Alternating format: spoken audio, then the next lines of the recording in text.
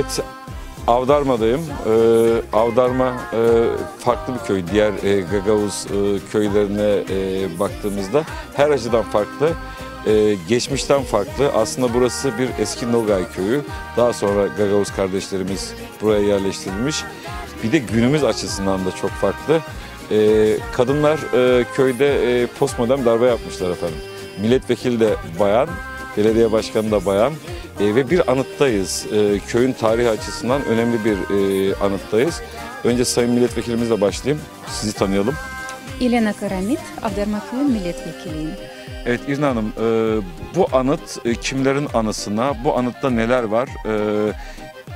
Az önce anlattığınıza göre bu konuda halk topluluğunda bir de yasa çıkartmışsınız. Bunları bize bir anlatır mısınız?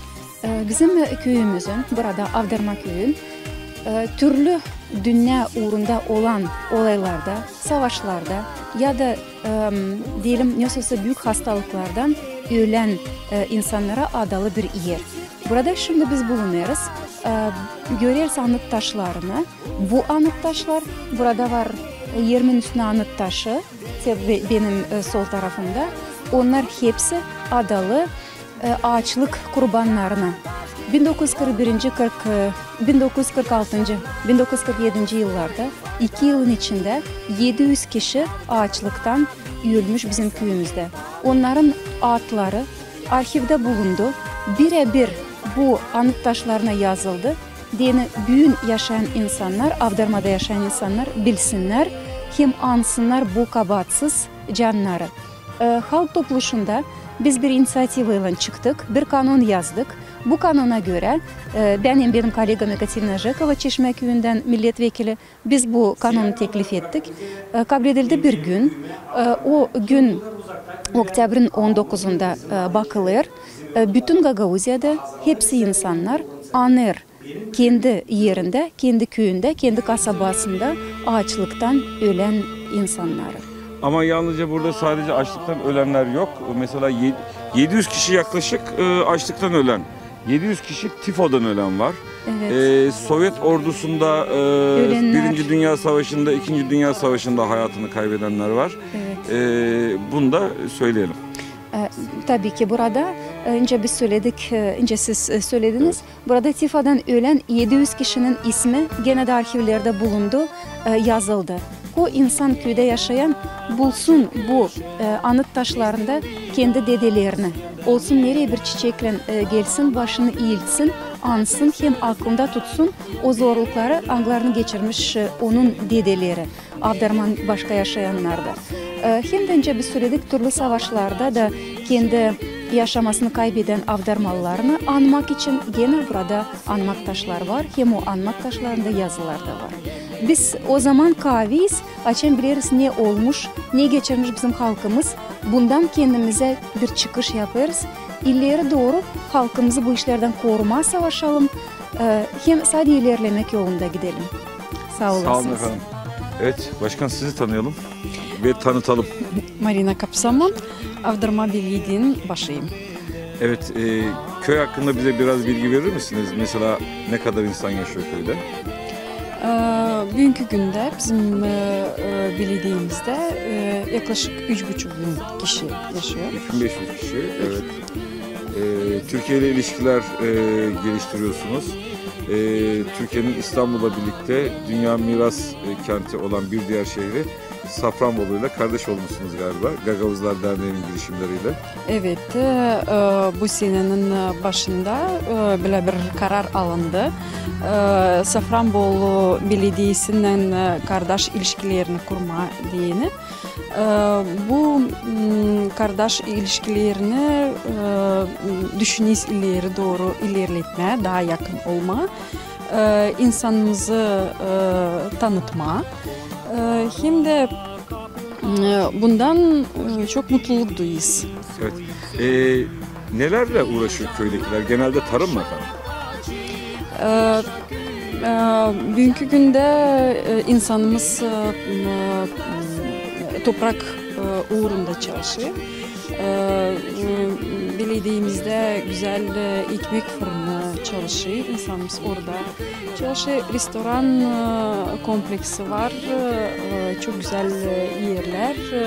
Gene insanımıza yeni iş yeri açık. Sosyal uğrunda turizmamız var. Çocuk başısı okulumuz, güzel lisemiz var. Evet, Türkiye'den Gagavuzların her zaman beklentileri oluyor. Çünkü kardeş iki toplumuz. Türk halkından, Türkiye'den neler bekliyorsunuz? Bir Gagavuz belediye başkanı olarak diyeyim ben size son olarak. Türkiye'den ilk önce kardeşlik duygularını bekliyoruz ve büyük günde onları duyuyoruz da. Burada bir kardeşlerin olduğunu bilsinler diyorsunuz her şeyden önce. Kardeşlerin olduklarını bilsinler. Bir de çocuklarımızı tanıtalım, çocuklarımıza gösterelim, kendimiz görelim. Güzel Safranbolu yerlerini Türk kardeşlerimizi bize getirdiler ve onları misafir olarak karşılayalım. Sayın Başkan en kısa zamanda burada olacağını söyledi zaten. Evet, Avdarma Belediye Başkanımız ve milletvekillerimizle konuştuk. Şimdi de hemen karşıya müzeye gidelim. Sevgili Andrei orada da bizim için güzel görüntüler alsın. Biz de o köyün tarihini ve kültürünü size biraz daha yakından tanıtalım efendim.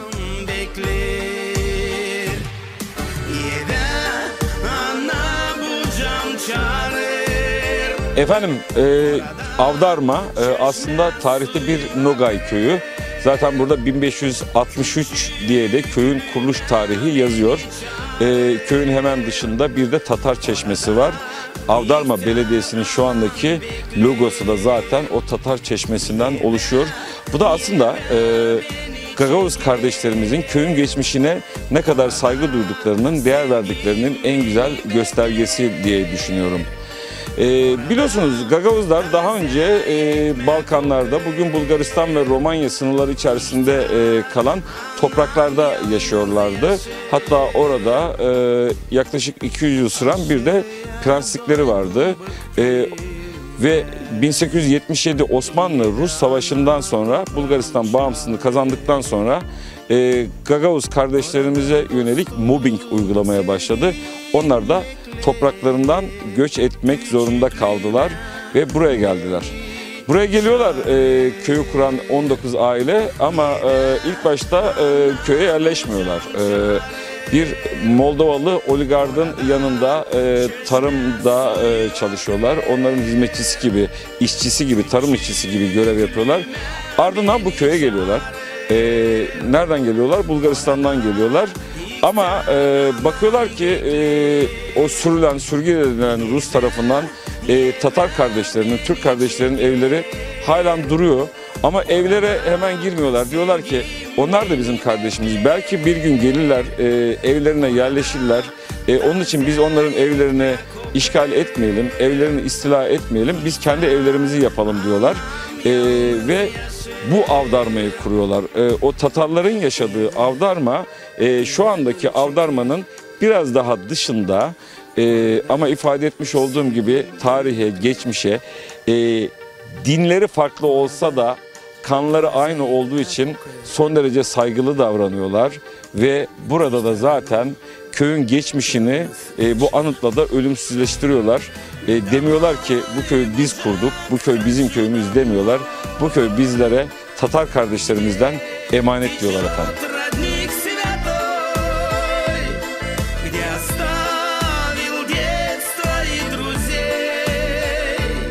Evet, şu anda da Avdarma Müzesi'nin içlerindeyiz ve efendim burada bir müze görevlimiz var. Sayın Vekilimiz ve Sayın Belediye Başkanımız dediler ki o en iyi o anlatır. Bakacağız şimdi. Sizi tanıyalım. Benim ismim Ivanka. Ben burada Avdarma Müziği, Tarih Müzesi'nde çalışıyorum. Evet. Ivanka Hanım, o zaman başlayalım anlatmaya. Burada bakıyorum çeşme, büyük ihtimal Tatar Çeşmesi. Evet, haklısınız. O Tatar Çeşmesi. Bu Tatar Çeşmesi yapılmış Nogay Tatarlarla 1563 senede. 1563'ten itibaren onlar burada hep oturuyormuşlar bu yerlerde. Nogay Tatarları kurmuşlar bir köy. O köye de ad vermişler Avdarma. Avdarma köyün adı oluşuyor iki Türk kökünden. Av ve durma. Ve avdura gibi anlamına geliyor. Evet, köyün isminde nereden geldiğini öğrenmiş olduk. Bunlar da galiba oralarda yapılan kazılarda çıkmış değil mi? Evet. Bu çeşmenin tarihini herkes her bir köyün yaşayanı biliyordu. Ama 2013'te kardeşler, kazmalı kardeşler düşündüler ki yapsınlar bu çeşmeyi böyle daha güzelleştirsinler, yapsınlar. Proje yapıldı, beyaz taşlar Kırım'dan getirildi ve bu çeşme yapıldı. Çeşmenin kuyusu temel için kazılıncasına herkes gördü ki ortaya çıktı. İki boru böyle geliyor.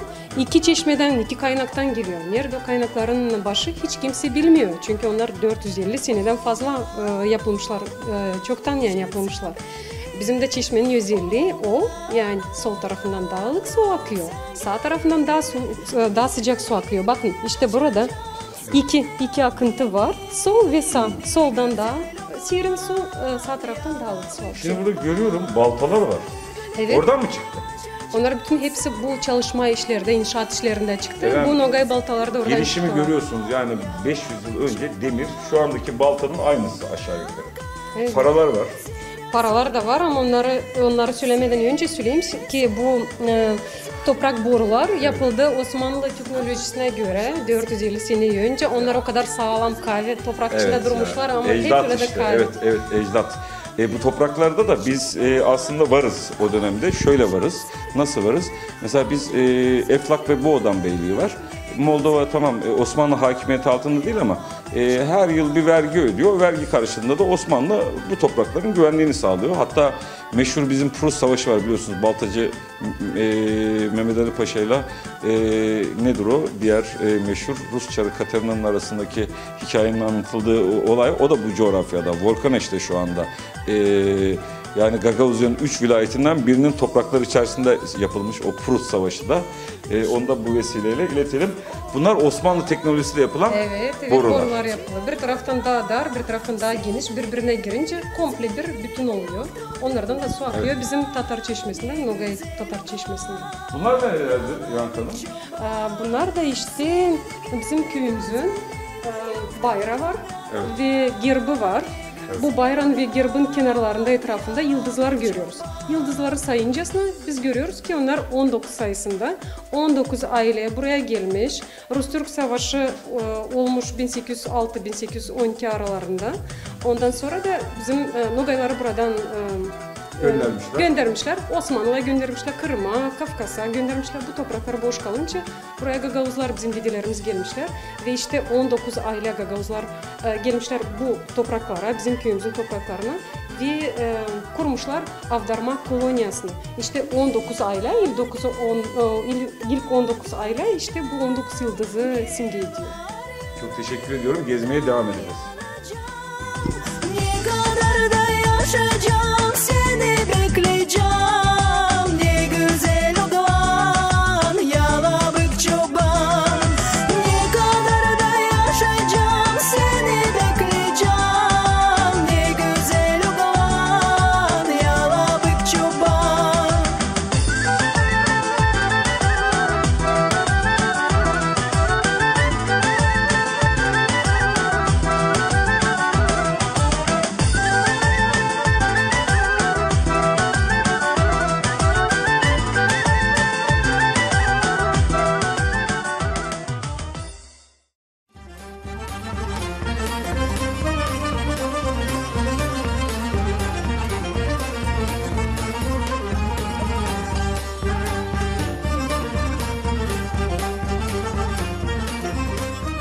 Evet, az önce dışarıda da anlattık. Sayın Milletvekilimiz de anlattı. Ne demiştik? Açlıktan ölenler var demiştik. Buradakiler mi? Burada Açlıktan. ölenler. Evet, Ivanka, oradakiler açlıktan ölenler. Buradakiler de sürgün. Evet. Yani Rus aslında sadece bu köyü kuran Tatarları, Nogayları sürmemiş. Daha sonra kendi yönetimlerine karşı haklarını savunan Gagavuz toplum liderlerini kahramanları da sürmüş. Öyle mi? Bir de bakın önceden Romanya, burada bu topraklar önceden Romanya'ya aitmiş, Evet. 44. seneye kadar. Evet. İşte kim Romanya iktidarlarında insanlar varmış, onları bütün hepsini buradan alıp göndermişler. Yani ona hiç köstek koymasınlar Sovyet Birliği'ne. Onlara ve çorbacılar... Yani Romanya'nın yanında yer alma ihtimali olanları da göndermiş. Evet, onları da göndermişler. Yani hiç kimse bir köstek dolaştırmasınlar, bir şey hiç engel etmesinler. Yani şöyle söyleyebiliriz, özetleyebiliriz aslında Avdarma hikayesini. Tam bir trajedi. İlk önce köyün kurucuları Nogaylar gönderiliyor. Arkasından Gagavuzlar gönderiliyor. 700 kişi açlıktan ölüyor. 700 kişi tifadan ölüyor. Onun haricinde Sovyet ordusu bünyesinde ya da Rus ordusu bünyesinde gerek Birinci Dünya Savaşı'nda gerek İkinci Dünya Savaşı'nda ya da 1991'de Sovyetlerin dağıldığı noktaya tarihe kadar görev yapıp hayatını kaybeden binlerce Gagavuz ve Nogay var. Onu söyleyebiliriz. Buradan aslında şunu anlıyoruz. Rus Müslüman mı, Hristiyan mı ona bakmıyor. Türk mü değil mi ona bakıyor, kanına bakıyor. Bu da bize bir ibret olsun. Bu vesileyle onu da söyleyelim. Önce can mı, canan mı dersek tabii ki ben canan derim. Çünkü canan demek sevgili demek, kardeş demek. Onun için son dönemde Türkiye'nin politikalarına baktığımızda da bunu yine görüyoruz. Ve yine son dönemde hızla gelişen Türk işbirliklerinden de son derece memnunuz. Bunu da bu vesileyle ifade etmeyi bir görev biliyorum.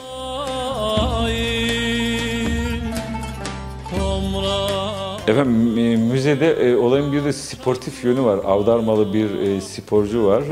Aslında ona sporcu da dememek lazım. Spor seven bir büyüğümüz diyelim. Evet Ivanka burada ne var? Boğaziçi kıtalar arası yüzme yarışı var. Gelibolu 1915 yüzme etkinlikleri var. Asya'dan Avrupa'ya yüzme var. Kim bu? Biraz anlatır mısın bize? Ignat Bey işte Ignat Kazımov bizim müzeyin kurucusu. Ha müzenin kurucusu. Evet, müzeyin kurucusu. Çok iyi bir tarihçi, sporcu, paraşütçü, yüzücü. Yani çok onun... Spor aşığı bir adam diyelim Evet. yani. Evet. Şimdi her sene Türkiye'de yüzme yarışmaları oluyor. Boğazı yüzüyorlar. Başlıyorlar Asya'da, Kanlıca'da. Ondan sonra Avrupa'ya kadar Avrupa tarafına geçiyorlar. Çıkıyorlar işte Kuruçeşme'nin tarafında. 6,5 kilometre sürüyor onların yüzme yolu. Çok zor yüzmemiş. Ignat Bey hep anlatıyor. Ama işte onun burada da... Tabii akıntı var. 1 saat 14 dakika 51 saniyede geçmiş. Evet 6,5 kilometre yüzebilmiş Boğaz'da. Ve adam her sene katılıyor. Artık 19 sıra katıldı. 2018'de 30 yıl dönümünü kutladılar ve ona bir kupa verdiler. Kupayı da göstereceğim size. Yani her sene hep yani her sene sıra vardır, hep pay alıyor yüzme yarışlarında. Evet. Bir de bir Ivanka'nın bir sürprizi daha varmış. Bize öyle söyledi. O öbür odadaymış. Hadi gidelim bakalım bir de o sürprizi görelim. Kız koparmış iki gülcez güllük içinden. Da düşünmüş hangi yıl yaz kaçacık gülden. Da düşünmüş hangi yıl yaz kaçacık gülden. Düşünürken Efendim, Türkiye Cumhuriyeti ile Gagavuzların ilişkisi Hamdullah Suphi Tanrıöver döneminde başlıyor. Hamdullah Suphi Tanrıöver biliyorsunuz daha önce Türk Ocakları Başkanlığı yapmış çok büyük bir Türk milliyetçisi. 1934 yılında da Bükreş Büyükelçisi olarak atanıyor ve o dönemde de bu topraklar aslında Romanya sınırları içerisinde ve o dönemde Türkiye'ye eğitim görmek üzere Ulu Önder Mustafa Kemal Atatürk'ün talimatlarıyla tabi Hamdullah Suphi Tanrıöver'in Atatürk'e bölgede yaptığı incelemelerin ardından gönderdiği raporun doğrultusunda Türkiye'ye öğrenciler gidiyor. Oradan da buraya öğretmenler geliyor. Bir gencin, Gagavuz gencin trajedisini bize Ivanka anlatacak ama bu vesileyle ben de bir Türk öğretmenin, öğretmen Ali'nin trajedisini anlatmak isterim. Biliyorsunuz Sovyetler bölgeyi istila ettikten sonra Türkiye'den buraya gelen öğretmenleri de Türk ajanı diye değişik bölgelere sürüyorlar, başta Sibirya olmak üzere. O öğretmenlerden daha sonra buraya dönen bir tek öğretmen Ali vardır. Diğerleri ya Türkiye'ye zar zor dönmüştür ya da canlarını sürgün edildikleri yerlerde vermişlerdir. O öğretmen Ali 2 çocuklu dul bir Gagavuz kadınla evleniyor. Burada kalıyor ve mezarı da şu anda bugün Ukrayna topraklarında kalan bir Gagavuz köyünde diyelim. Pası Ivanka'ya atalım. Ivanka, bu çocuğun trajidik hikayesini anlatır mısın bize? İşte bu çocuk Dmitri Tizik 1936 senede 12 yaşındaymış. Abdullah Subhi tanıyor da gelmiş çocuklara sizin söylediğiniz gibi almak için Türkiye'de okusunlar. Ondan sonra kendi ülkelerine gelsinler ve kültürünü kaldırsınlar. Dmitri Tizik'in annesi babası kaybolmuşlar. Öyle anlaşmışlar ki onlar orada okuyacaklar bütün sene. Tatile de yaza kendi evlerine gelecekler, dönecekler. 3 sene öyle de olmuş. Ama ondan sonra 39. senelerde 1939'da sınırlar kapanıyor. Çocuk eve gelemiyor. Mektuplar, kağıtları yazıyor. Onlar hiçbirisi de gelmiyor. Geri geliyorlar. Çocuk da düşünmüş yani burada yakınlarda da 2. Dünya Savaşı başlamış. Düşünmüş yani onun annesi babası ya kayboldu ya da öldüler. O sırada okumuş ilk önceden internette öğrenmiş. Annesi ise de burada sürgüne kaldırmışlar annesini. Annesi 17 sene burada hiç yokmuş. Annesi zavallı gelincesine hemen aramaya oğlunu başlamış. Yani nereye sadece başvurmamış. Her yere başvurmuş, hiçbir yerden bir fayda yok. Hiçbir haber alamamış. 17 sene yani çok zaman aramış. Ondan sonra çok sene geçincesine 1981. senede geliyor bir öğretmen. Türkiye'den Komrat'a geliyor. Annesi duyunca öğretmen geldi. Hemen çabuk gidiyor öğretmene. Soruyor acaba bir şey biliyor mu onun oğlun için? Onun şansına öğretmen diyor evet ben sizin oğlunuzu biliyorum. Hiç merak etmeyin, hiç düşünmeyin. Sizin oğlunuzda her şeyi. Ama neden annesi bulamamış? Çünkü Dmitri Tizik değişmişin adı da soyadı da. Dmitri Tizik olmuş Cem Tizil. O yüzden de annesi hiç bulamıyordu. Annesi bu haberi kabul edincesine tabii ki sevinmiş. 2 sene sonra 1983'te oğlu kendi geliyor ülkesine. 45 sene sonra, 45 senelik hasretlikten sonra oğlu geliyor kendi ülkesine, kendi annesiyle görüşmeye geliyor. O kadıncağız zavallı hiçbir de gün geçmezmiş gözyaşı dökmeden. Her gün hep düşünüyormuş. Acaba ben yaşayabileceğim mi, yetişeceğim ben o güne, oğluma kavuşabileceğim mi, sarılacağım ben oğluma. İşte o gün de gözyaşı dökmüş ama gözyaşları sevmeliktenmiş. Kendi kapının önünde görmüş kendi oğlunu sarılmışlar. Gelmiş o an, ne zaman o anne kendi oğluna kavuşabilmiş. İşte Dmitri Tizik ilk önce okulda okuyormuş, ondan sonra Galatasaray Lisesi'nde okumuş. Burada o kendi Galatasaray Lisesi de yani evet, çok büyük bir lisedir. Evet. Ondan sonra üniversite okumuş, ekonomist olmuş. Üniversiteden sonra evlenmiş. Türk hanımıyla İlhan ismiymiş. Onların 2 oğlu olmuş. İlk oğlu Alp, büyük oğlu olmuş öğretmen, İngilizce öğretmeni. Küçük oğlu ise de Cenk. O da babası gibi ekonomist olmuş. İşte Cenk Bey her sene geliyor bizim köyümüze ve muhakkak bizim de müzemize geliyor. Köyümüze geliyor, müzeye geliyor. Kendi akrabalarıyla görüşüyor. İşte burada resimde de görüyoruz çok akrabalarından buluşuyor. Ve Cenk Anne Bey, yaşıyor mu Ivanka? anne yaşamıyor yazık yani. Burada da işte anne ve oğlu burada buluşmuşlar. Ve Cenk Bey gelincesine sordum ona, diyorum baban size anlatıyordum kendi hikayesini, hasretliğini paylaşıyordum. O anlattı ki hiçbir kez bir şey söylemedi. O söyledi ki o Romanya'danmış, Romanya doğumluymuş. Tabii ki de o zaman Romanya'ya aitmiş bu topraklar. Ve söylemiş ki o yüzsüzmüş, annesi babası yokmuş. Yani niye o biliyordu, onu da anlatıyordu oğullarına. Ve onların babası Dmitri Tizik işte 4 dil biliyormuş. İngilizce biliyormuş, Türkçe, Romanca ve Fransızca. Fransızcadan kendi başına Rus dilini öğrenmeye çalışıyormuş. Burada da onun çalışmaları işte. Bu sözlüğü de her gün cebinde hep taşıyormuş. Bu sözlük Rusça, Fransızca 1600 kelime var onun içinde. Her gün yeni kelimeler ki bu sözlükten öğreniyormuş. İşte böyle bir hasretlik hikayesi, yani 45 senelik hasretlik. Ama sonu mutlu bitmiş. Güzel olanı. Evet, biz şimdi bugün işte ben birini arasam da 5 dakika hiç kaldırmasa telefonunu, ben düşünüyorum acaba ne oldu, neden kaldırmıyor? Ama bu anne ve oğul neler O geçirdiler, dönem neler internet düşündüler. yok, telefon yok değil mi? Evet, bu kadar büyük 45 senelik değil, 45 gün değil, 45 hafta, ay, 45 sene. Evet, işte komünizm döneminin böyle trajikomik, trajedik hikayeleri daha doğrusu var efendim. Ama en azından bu hikaye mutlu bitmiş. Bizi sevindiren nokta da o oldu. Cem Bey 45 yıl sonra çok şükür annesine kavuşmuş.